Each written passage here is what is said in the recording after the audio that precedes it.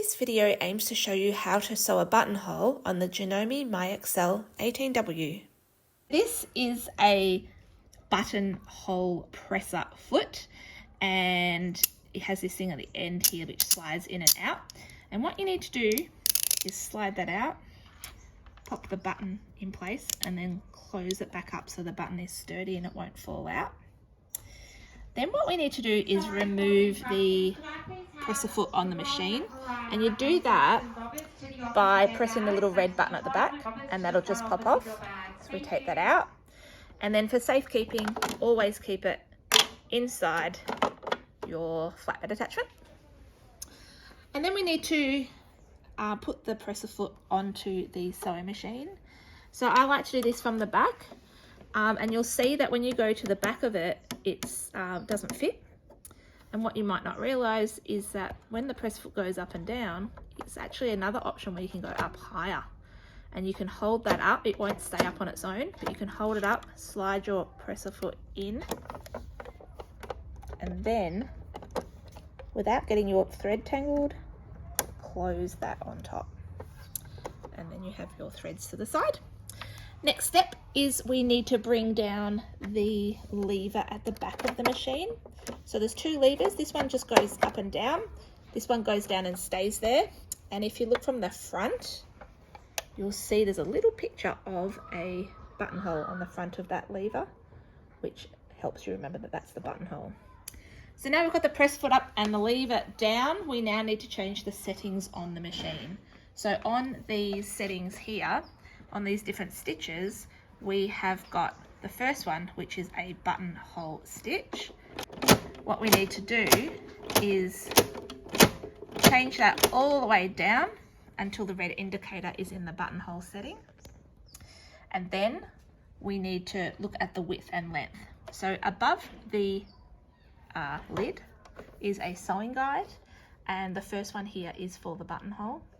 So on the side here it says width, and we have 4 to 6.5 for the width. So if we go over to the width slider, I like to use one, start with a 5 and see how that looks, and then we can adjust it afterwards if we don't like the width. And then the length, it shows the buttonhole. So we have this little picture here of the buttonhole on the length slider, and we can slide that down, and I like to go right at the left hand side of that so they're nice and close together. Next up the top of the machine is the tension guide.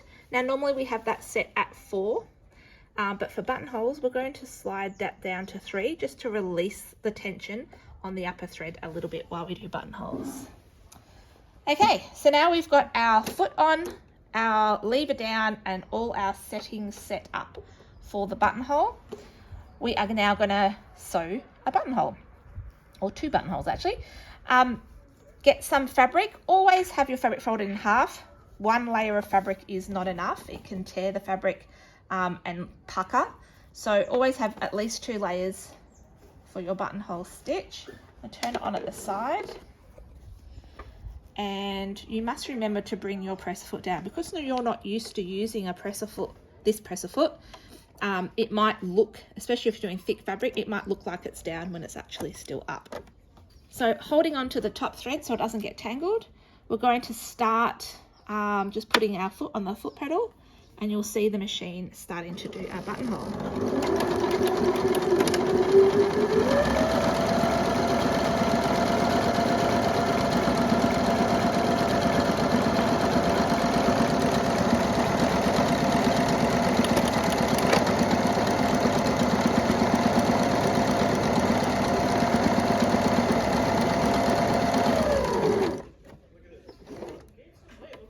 So we'll lift up that presser foot, bring this out, grab our little scissors, and we'll trim off our threads on both sides, like that. And then we have our buttonhole there.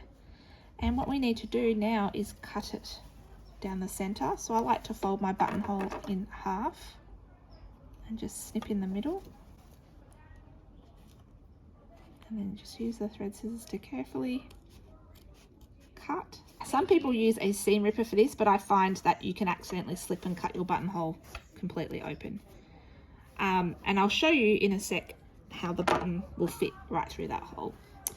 But there's something else we need to talk about, which is when you're doing more than one button, we need to use this reset function here. So with the buttonhole, if you look here, it's got number 1 at the front, then it goes to number 2, then 3, then 4. That's the order that the buttonhole will sew in. But if you don't reset it in between buttonholes, it will keep doing number 4 and keep traveling this way instead of starting back at number 1.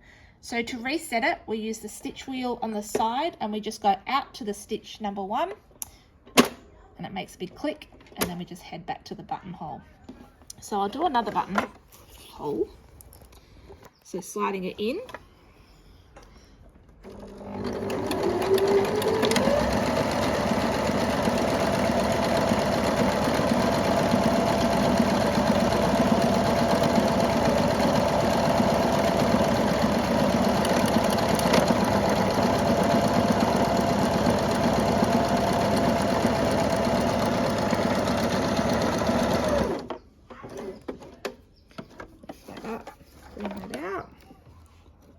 Trim off those threads like that. Oop. And there's our second buttonhole. Again, we're going to fold that in half and cut down the center. And just use your thread scissors for this. Don't use the large dressmaking scissors because they are too big to do this delicate cutting. So they're my 2 buttonholes. If I was going to do another one, I would then reset that again. So you'll hear that loud clanking noise. And then you can do another buttonhole. But I'm happy with that. So I'm going to push that back up. And I'm going to remove the presser foot. So pressing that little red button again. Lifting this up, sliding that out of the way. Push that out, and there's my button. And now you will see that this button will fit perfectly through the button hole. Look at that. And then it goes again. So we have a buttonhole.